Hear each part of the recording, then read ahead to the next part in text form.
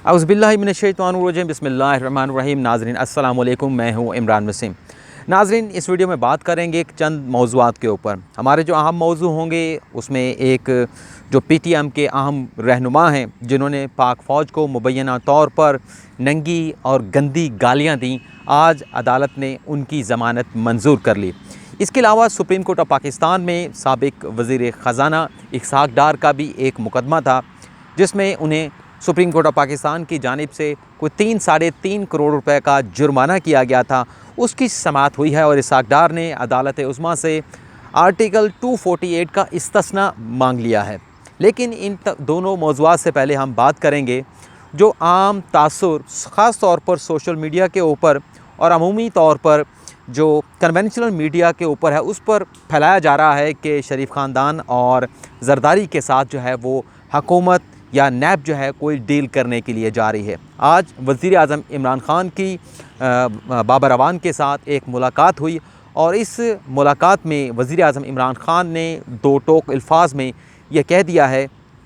कि डील की ख़बरें जो फैला रहे हैं उन्हें मायूसी होगी, और वाज़े तौर पर यह कहा गया है कि किसी किस्म की डील जिन लोगों के ऊपर करप्शन के इल्ज़ामात हैं, जिनके मुकदमात अदालतों में चल रहे हैं, उनके साथ ना तो कोई डील होगी, ना कोई कंप्रोमाइज़ किया जाएगा, ना ही किसी किस्म की ढील जो है वो किसी किस्म की दी जाएगी। नाज़रीन, आपको मालूम है कि सोशल मीडिया के ऊपर हमारे चंद ऐसे दोस्त हैं जो तवातुर के साथ, तसलसल के साथ ये ख़बरें दे रहे हैं कि एक ऐसा सेक्शन है या जो मुक़्तदर हल्के हैं वो शरीफ ख़ानदान के साथ, नवाज़ शरीफ के साथ और आसिफ अली ज़रदारी के साथ जो है वो डील कर रहे हैं, और यहाँ तक ख़बर दी जा चुकी है कि ये डील जो है वो फ़ाइनल हो चुकी है और सामान जो है वो बांध लिया गया है। जल्द ये लोग बैरून मुल्क जो है वो रखते सफ़र जो है वो बांध लेंगे, और उसमें ये शराइत भी बताई गई हैं कि ये लोग तब तक जो है वो मुल्क से बाहर रहेंगे जब तक वज़ीर आज़म इमरान ख़ान का ये जो 5 साल का टेन्योर है वो मुकम्मल नहीं हो जाता। ये टेन्योर मुकम्मल होने के बाद वो पाकिस्तान में वापस आएंगे और इस किस्म के मुआहदे की भी बातें की जा रही हैं। नाज़रीन, आज इमरान ख़ान के साथ जो बाबर अवान की मुलाकात हुई, इस किस्म की तमाम अफवाहों को जो है वो कुचल दिया गया है, इसकी तरदीद कर दी गई है। अब मुझे ये समझ नहीं आता कि जो लोग तवातुर के साथ या तसलसल के साथ इस किस्म की ख़बरें देकर अपना मसाला या चूरन बेच रहे थे, अब वो इस कैटेगोरिकल स्टेटमेंट के बाद आने के बाद वज़ीर आज़म इमरान ख़ान की जानिब से कौन सा मौक़िफ़ जो है वो अपनाएंगे। नाज़रीन, आपसे पहले भी कहा था कि हमें भी ज़राए से इस किस्म की इतलात मौसूल हुई, लेकिन हमने आपके साथ वो शेयर भी की, लेकिन बताया कि ये सिर्फ़ इतलात हैं, ये हतमी ख़बर नहीं, और इस किस्म की इतलात जो हैं वो छोड़ी भी जाती हैं। इसके पीछे मकासद भी होते हैं क्योंकि नवाज़ शरीफ की 18 सितंबर को हाई कोर्ट में अपील की समाअत भी होना है, और इमरान ख़ान ने बड़ा अच्छा स्टैंड लिया है कि ऐसे लोग जिनके ऊपर करप्शन का इल्ज़ाम है या तो उसके ऊपर अदालती फ़ैसला आ जाए और इन लोगों को सज़ाएँ भी हों, जेल भी भुगतना पड़े, और जो पैसे उन्होंने लूटे हैं वो अदालती फ़ैसले के ज़रिए देर से ही सही लेकिन ख़जाने में वापस ज़रूर आ जाएंगे। लेकिन अगर कानून के तहत ये प्ली बार्गेन की भी करते हैं तो उसकी जो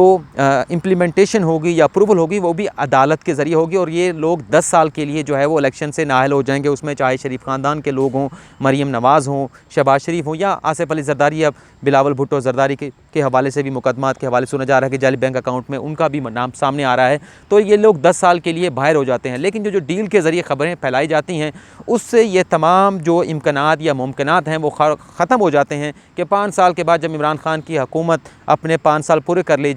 लेगी तो ये लोग दोबारा से आकर सियासत में अपना जो है वो फ़ाल किरदार जो है वो अदा करेंगे। लेकिन आज इस तमाम तासुर को जो है वो ख़त्म कर दिया गया है वज़ीर आज़म इमरान ख़ान के इस बयान के बाद। और इसके साथ साथ दूसरी जो अहम ख़बर जिसके ऊपर हमने बात करनी है, इंडियन सुप्रीम कोर्ट की जानिब से एक नहायत अहम फ़ैसला दिया गया है जिसमें इंडियन गवर्नमेंट से ये कहा गया है कि भारतीय हुकूमत की जानिब से कश्मीर में जो कर्फ्यू लगाया गया है और आज उसको 40 रोज़ से 41 रोज़ से ज़्यादा दिन गुजर चुके हैं, कश्मीर में जो सूरत हाल 5 अगस्त को थी उसे बहाल किया जाए। आर्टिकल 370 जिसके तहत कश्मीर को एक खसूसी हैसियत हासिल थी उसे भी रिस्टोर करने का हुक्म इंडियन सुप्रीम कोर्ट की जानिब से दिया गया है। और जो डेमोग्राफ़ी चेंज करना चाहते हैं मोदी सरकार कश्मीर के अंदर, उसके हवाले से भी इंडियन कोर्ट ने यह कहा है कि जो स्टेटस को था 5 अगस्त से पहले वो जो है उसे रिस्टोर किया जाए, उसे बहाल किया जाए। और साथ साथ जो इंडियन कांग्रेस के जो रहनुमा हैं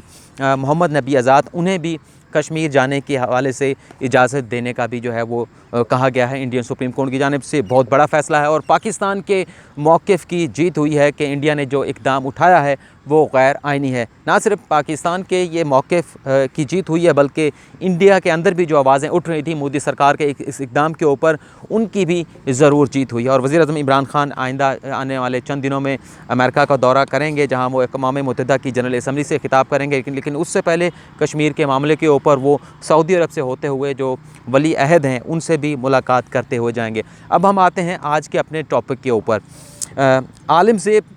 जिसका ताल्लुक़ पश्तून तहफ़्फ़ुज़ मूवमेंट से है, उसके ऊपर ये इल्ज़ाम था कि उसने पाक फ़ौज को और रियासत पाकिस्तान को आर्म फोर्सेस के साथ साथ पुलिस जो सिक्योरिटी फोर्सेस हैं उन्हें जो है वो गंदी गालियाँ दी, उनके ख़िलाफ़ नाजेबा गलीज़ ज़बान इस्तेमाल की। और कराची सोराब गोट में ये वाक़या पेश आया था, जहाँ मंजूर पश्तीन के अहकामात के ऊपर जो है वो एक जलसा वहाँ पर किया जा रहा था। लेकिन जब उनके ख़िलाफ़ ये पर्चा दर्ज हुआ तो ट्रायल कोर्ट ने, ये जनवरी 2019 का वाक़या है, तो ट्रायल कोर्ट ने मार्च 2019 में इस मुल्ज़म आलम ज़ेब की ज़मानत जो है वो नहीं ली थी और इनकी ज़मानत की दरख्वास्त जो है वो मुस्तरद कर दी थी और कहा था कि इसे पुलिस की हिरासत में ही रखा जाए। उसके बाद सिंध हाई कोर्ट से इस आलम ज़ेब जिसका ताल्लुक़ PTM से है, इसने सिंध हाई कोर्ट से रजू किया और सिंध हाई कोर्ट ने भी ट्रायल कोर्ट का फ़ैसला बरकरार रखा और आलम ज़ेब को ज़मानत देने से इनकार कर दिया। उसके बाद ये मामला आज सुप्रीम कोर्ट में ज़ेर समात आया, क्योंकि हाई कोर्ट का फ़ैसला जो है वो PTM के रहनुमा की जानिब से, आलम ज़ेब की जानिब से चैलेंज किया गया था। आज उस पर समात हुई, जस्टिस मकबूल बाकर की सरबराही में 3 रुकनी बेंच था। लेकिन आज इसकी 5 लाख के ज़र ज़मानत के एवज़ जो है वो सुप्रीम कोर्ट ऑफ पाकिस्तान ने ज़मानत मंजूर कर ली। और इसमें जो बात सामने आई कि आज तकरीबन 9 माह गुज़र चुके हैं या 8 माह गुज़र चुके हैं, ताहाल पुलिस ने अपनी तफ्तीश मुकम्मल करके ट्रायल कोर्ट में उस मुल्ज़म का चालान जो है वो दाखिल नहीं किया। और जो वीडियो उनकी नाजेबा जो फ़ौज के ख़िलाफ़ ज़बान इस्तेमाल की गई, जो गंदी गलीज़ ज़बान इस्तेमाल की गई रियासत पाकिस्तान के ख़िलाफ़, रियासती इदारों के ख़िलाफ़, पुलिस के ख़िलाफ़ और पाक फ़ौज के ख़िलाफ़, उसकी वीडियो का फ़्रांज़क भी जो है वो ताहाल नहीं कराया जा सका। वाक़या ये पेश आया था कि जब वो ये PTM के लोग मंजूर पश्तीन की हदायत के ऊपर सोराब गोट कराची में जलसा करने के लिए जा रहे थे, तो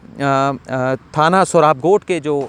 पुलिस ऑफिसर हैं ज़ाकिर महमूद, उन्हें जब ये पता चला वो मौके पर गए, उनसे जाके पूछा कि आप इजाज़तनामा दिखाएं, क्या इंतज़ामिया से आपने इस जलसे की इजाज़त ली है। तो उन्होंने वहाँ पर ही इस किस्म की ज़बान इस्तेमाल की। और ये जो एक आम फ़ौज के ख़िलाफ़ ज़बान इस्तेमाल की जाती है कि ये जो दहशत गर्दी है, इसके पीछे वर्दी है, इस किस्म के नारे भी वहाँ पर लगाए गए और कोई इजाज़तनामा उनके पास नहीं था। और जब इजाज़तनामा उनकी जानिब से नहीं दिखाया गया और उस पुलिस एहलकार के साथ जो कि गश्त के ऊपर वहाँ पर पहुँचा था, उसके साथ दंगा फसाद किया गया, कार्य सरकार में मदाखलत की गई, तो वहाँ पर पुलिस की इजाफी नफरी जो है वहाँ पर बुलाई गई और जितने लोग थे PTM के, उन्हें वहाँ से गिरफ़्तार करके उनके ख़िलाफ़ FIR जो है वो दर्ज की गई। लेकिन ये मामला चलता हुआ आज जब सुप्रीम कोर्ट में पहुँचा तो सिर्फ 5 लाख के मचलकों के एवज़ जो है वो उसकी ज़मानत मंजूर कर ली। और चंद रोज़ पहले भी आपको एक हमने ख़बर दी थी कि मियाँ चन्नू में भी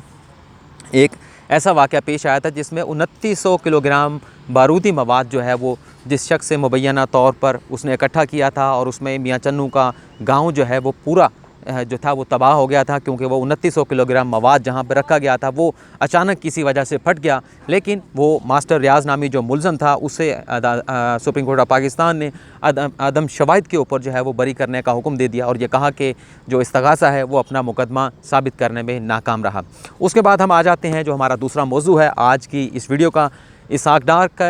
आपको मालूम है कि PTV में एक अपॉइंटमेंट की गई थी अताउल हक कासमी की बतौर MD और इसके ऊपर सुप्रीम कोर्ट ने नोटिस लिया था और जितने कोई 12-13 करोड़ रुपए के अखराजात उसके ऊपर आए थे MD PTV अताउल हक की अपॉइंटमेंट के ऊपर, तनख्वाहों की मद में, मराद की मद में, सुप्रीम कोर्ट ने वो परवेज़ रशीद से, फवाद हसन फवाद से, ishaq डार से और अताउल हक कासमी से जो है वो वसूल करने का जो है वो बराबर तकसीम करके इसे वसूल करने का हुक्म दिया था। लेकिन इस फैसले के ख़िलाफ़ इनकी जानिब से रिव्यू पटिशन दायर की गई थी, जिसकी आज समात हुई। जस्टिस उमर बंदियाल की सरबराही में 3 रुकनी बेंच था। तो अताउल हक कासमी तो सबसे पहले रोस्टम पर आए, उनके जानिब से पहले शाहिद अहमद अदालत में पेश होते थे, लेकिन आज अकरम शेख की दरख्वास्त उनकी जानिब से जो है वो दायर की गई थी, तो उनकी जानिब से इस्तदा की गई तालुक़ कासमी की जानिब से कि वो अपना वकील चेंज करना चाहते हैं। शाहिद हामिद जो है वो कुछ ऐसी नागुज़ीर वजूहात हैं जिनकी बुनियाद के ऊपर पेश नहीं हो सकते, लेकिन अदालत ने उनकी ये दरख्वास्त मुस्तरद कर दी और ये कहा कि आपका जो पहला वकील था शाहिद हामिद जो इस मुकदमे में पेश हुआ था उससे ही पेश होना होगा। नज़रसानी के मुकदमे में हम वकील तब्दील करने की इजाज़त नहीं दे सकते। और जज साहब ने यह भी कहा कि अगर वकील तब्दील करने की इजाज़त सिर्फ इसी सूरत में दी जा सकती है अगर वो वकील इस कदर शदीद बीमार हो, बहुत सख्त बीमार हो, तो अदालत में पेश ना हो सके या इस दुनिया फ़ानी से वो कूच कर जाए, रौलत फरमा जाए, तो इस सूरत में अदालत जो है वो वकील तब्दील करने की इजाज़त दे सकती है। और उनकी दरख्वास्त मुस्तरद कर दी गई कि आप अपना पहला वकील ही अदालत में लेके आएँ। ishaq dar का मुकदमा लगा तो जज इजाज़ुल एहसन साहब ने फ़ौरी तौर पर ये रिमार्क्स दिए कि ishaq dar साहब किधर हैं,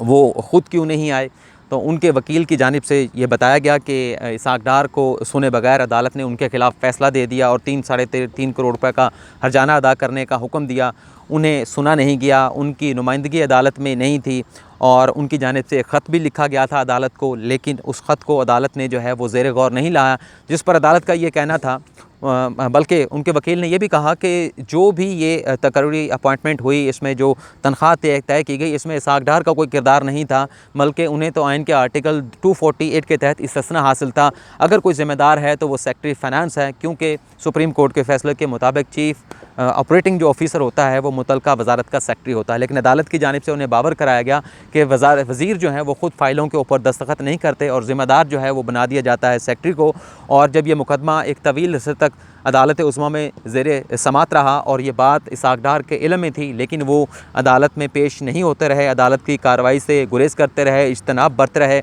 और उन्होंने अदालत का लिहाज नहीं रखा, अदालत की इज़्ज़त नहीं रखी, वो ख़ुद अदालत में पेश नहीं हुए। मशरूत तौर पर ishaq dar की जो नज़रसानी थी उसे मंजूर किया गया है, लेकिन ये शर्त रखी गई है सुप्रीम कोर्ट ऑफ पाकिस्तान की जानिब से, तो जो 3 रुकनी बेंच था, कि ishaq dar सबसे पहले ये साबित करेंगे कि वे बैरून मुल्क क्यों गए थे, उनके बैरून मुल्क जाने की वजह क्या थी और इसके साथ साथ वो किन बीमारियों में मुलव्वस हैं जिनकी बुनियाद के ऊपर वो सुप्रीम कोर्ट में पेश नहीं हुए। अगर इन नुकात के ऊपर मुतमईन नहीं किया गया तो उनकी नज़रसानी की दरख्वास्त जो है वो नाकाबिले समात करार देकर जो है वो खारिज कर दी जाएगी। और वाज़ेह तौर पे कहा कि जिस किस्म का तर्ज़ अमल ishaq dar की जानिब से अपनाया गया था वो कंटेम्पचुअस था, वो तज़लील थी अदालत की, वो सुप्रीम कोर्ट ऑफ पाकिस्तान की तौहीन थी। लेकिन हम ये मौका देते हैं अगर इन नुकात के ऊपर, इन पॉइंट्स के ऊपर मुतमईन किया गया तो हम अपने फ़ैसले पर नज़रसानी करने का सोचेंगे और इस पर गौर किया जाएगा। तो नाज़रीन, इस वीडियो में इतना ही। जिन नाज़रीन ने ये वीडियो देखी है मैं उनसे ये रिक्वेस्ट करूँगा कि ये जो डील के हवाले से ख़बरें चलाई जा रही हैं और एक तासुर देने की कोशिश की जा रही थी, इसे किल करने के लिए आप इस वीडियो को अपने दोस्तों के साथ, अपने रिश्तेदारों के साथ ज़्यादा से ज़्यादा शेयर्स भी करें और चैनल को भी सब्सक्राइब करके जो बेल आइकॉन है उसे भी ज़रूर प्रेस करें। आज की इस वीडियो में इतना ही। अगले प्रोग्राम तक इजाज़त दीजिए। अल्लाह हाफ़िज़।